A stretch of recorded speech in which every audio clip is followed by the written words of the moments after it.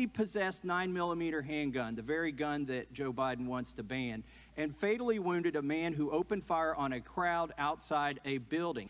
I could go on forever. I'm submitting this document. Hopefully my colleagues who sit here and keep saying that a good guy with a gun never stops a bad guy with a gun will read this document. Thank you, and I yield back. So, Grant, are Democrats ignorant, or are they being deceptive?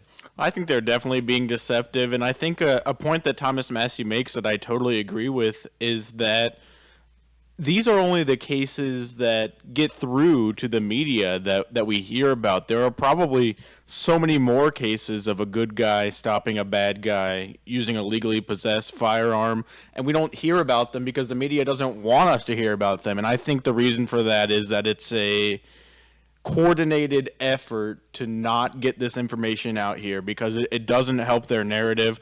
I think the Democrats know darn well that a good guy with a gun stops a bad guy with a gun, and they know that if they go down that path of logic, they don't really have a good argument. So instead of trying to come up with an argument against this truth that a good guy with a gun can stop a bad guy with a gun, instead they'd rather just not talk about it because they don't have a legitimate point to make that would rebut that.